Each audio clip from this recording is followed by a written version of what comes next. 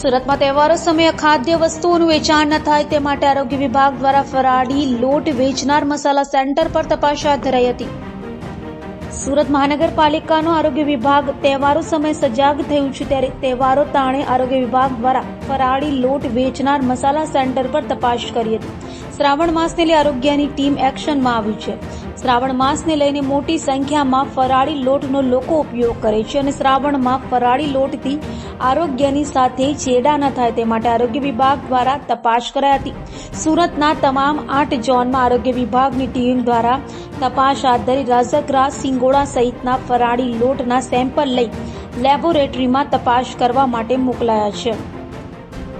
Shri health and hospital અને આરોગ્ય અધિકારી શ્રીની સૂચના અને માર્ગદર્શન હેઠળ સુરત મહાનગરપાલિકાના ફૂડ સેફ્ટી ઓફિસરો દ્વારા આગામી શ્રાવણ માસ અને તહેવાર નિમિત્તે વપરાશમાં આવતો ફરાળી લોટના સંસ્થાઓનું ઉત્પાદન કરતી અને વેચાણ કરતી જગ્યાએ તપાસણી ચાલી રહેલી છે. નમૂના લેવાની પણ કામગીરી કરવામાં આવી રહેલી છે.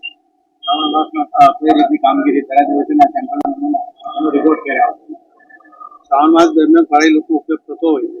એના નમૂના લેવામાં આવેલા છે. અલગ અલગ જગ્યાએ નમૂના કર્મચારીઓ આપણે લેબોરેટરીમાં મૂકીશું અને જો કોઈ સંસ્થાના રિપોર્ટમાં ખામી જણાશે તો તેની સામે ફરિયાદ દાખલ કરવાની થાય. ફેસિલિટીમાં કામગીરી કેટલી હાલમાં 6 જગ્યાએ કામગીરી ચાલુ છે.